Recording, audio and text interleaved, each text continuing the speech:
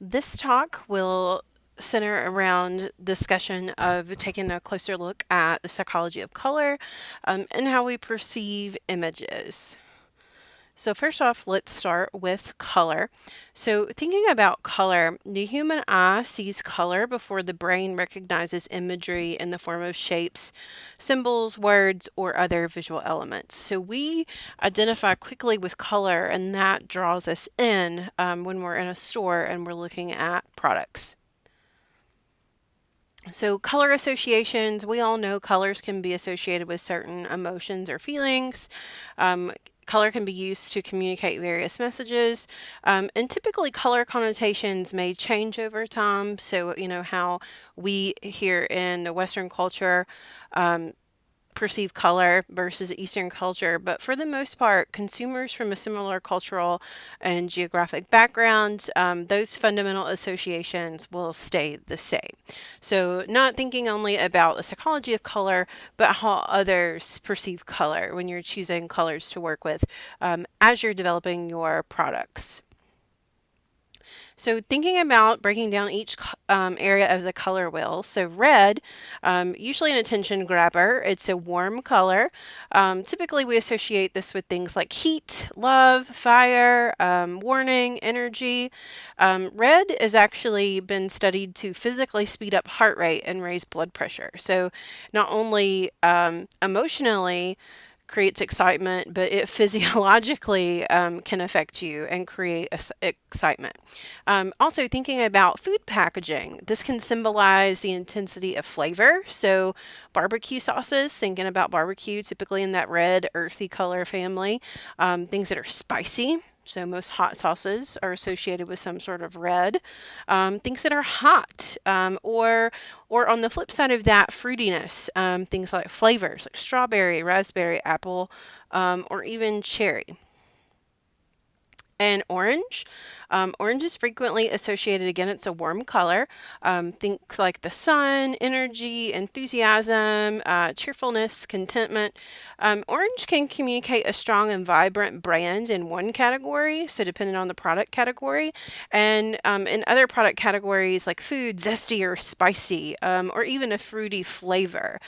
So here we're thinking about these are different flavored teas, but even thinking about how that relates to, this is chamomile tea, um, depicting flavor, right? Yellow. So yellow can symbolize life. It's still a warm color. The sun, idealistic energy, depending on the shade, an air of playfulness. Yellow is a positive color. It's often used to suggest hope, but again, depending on the application, it could also communicate danger or hazard. So think of warning signs like caution tape, that sort of thing. When used in moderation, yellow can grab your attention. And then thinking about an application in the food space, typically lemon or butter flavors. Also thinking about things like sunlight, wholesomeness, freshness. When we think about yellow in regards to household products, maybe cleaning products, we think of effectiveness and maybe caution, right? So if we think of the Arm& and Hammer products, they use that rich yellow color a lot in their products. So effectiveness, it's powerful. It's going to get stuff clean, right? And then also with yellow, going back to this happy color, to quote my nephew Kason, his favorite color is yellow because it's happy like the sun. And then thinking about green, typically it's tranquil, sign of life, so plant growth, for example, youth, and some oftentimes freshness. Think of green, minty fresh, breath, that sort of thing. Grown or produced organically, or sustainable practices. So thinking about green practices and how something is made. Also symbolizes things like recycling, renewable, nature, and the environment. And then thinking about connotation, action. Green is a very active color. It's also associated with good luck, wealth, and of course, money. Green is thought to be easiest on the eyes and a calming color depending on the shade of green that you use. Okay, blue.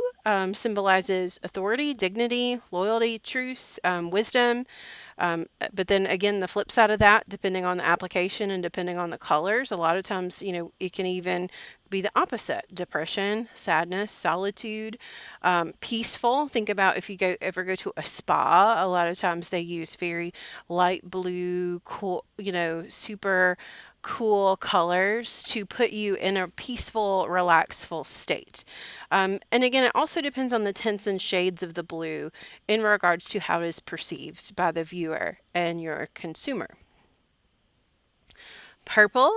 So a fun fact about color is historically, like when people were making their own pigments and having to source pigments from the earth, purple was difficult to source as a pigment. So that made it a rare find. So, back in the day when you had to physically man make pigments, the purple was associated because it was expensive to source. The purple color was associated with wealthy, nobility, or even high priests.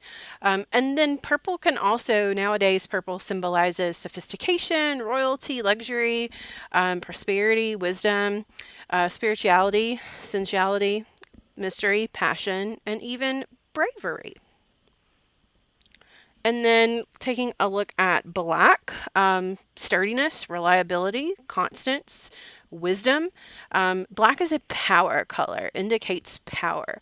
If we think about the fashion industry, it's bold, it's hip, it's serious, it's very upscale, elegant, sophisticated, and it's super luxurious and classic. Black can also, depending on the product category, can symbolize seriousness and reliability. Black also enhances other colors and makes them pop. So if you'll notice here on both of these beverage labels, the matte black really allows these other details to shine and to pop.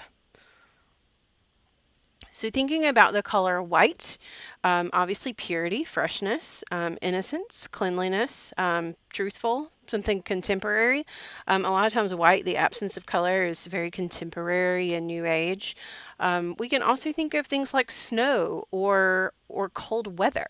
White, it reflects light, and because of that, it makes the colors around it stand out. So if you're using a predominantly white package with one bold color or one darker area, that's really going to put the focus on that.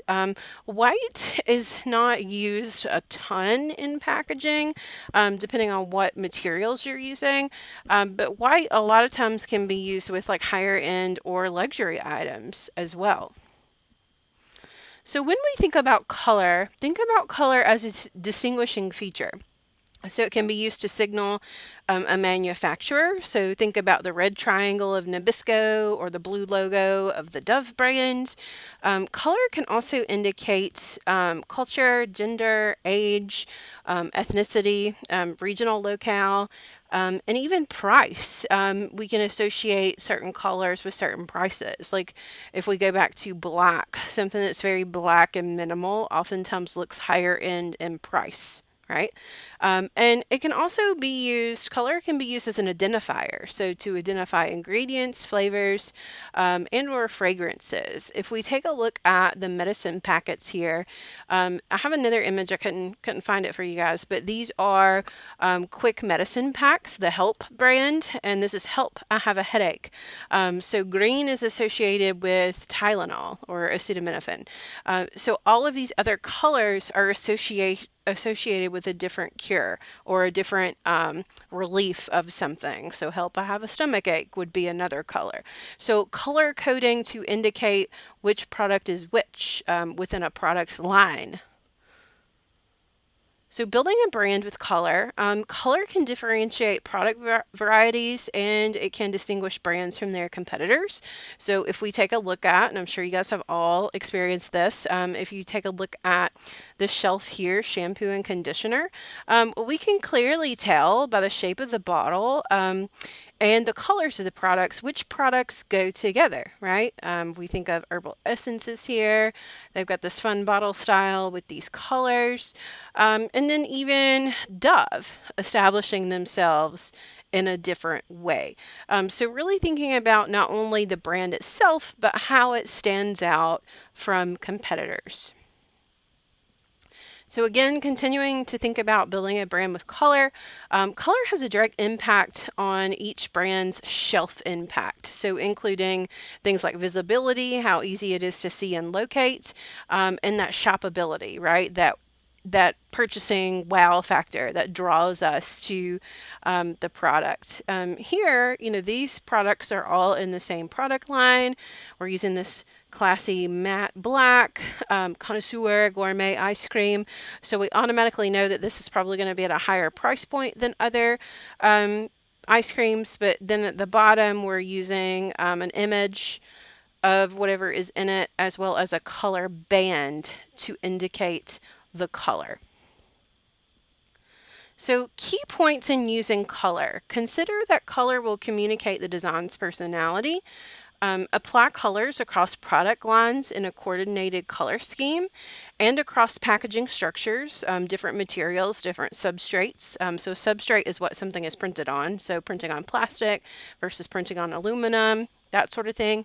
And then you also want to match color from the computer to the specified color for the final printed material. So make sure that you're spot checking. If you're using the Pantone color system as a guide, make sure that you're spot checking the final print against that color swatch. So the biggest thing about color is just remembering that it's not about picking the specific right color. It's about examining the use of color in that particular product space. You know, the use of color using black in food and beverage packaging differs from using black in like health and beauty aid packaging. So make sure you pay close attention to the arena that you are using color in, and research the market and see how color is typically used in those spaces. All right, so when we continue on to the next segment, we'll be talking about use of imagery.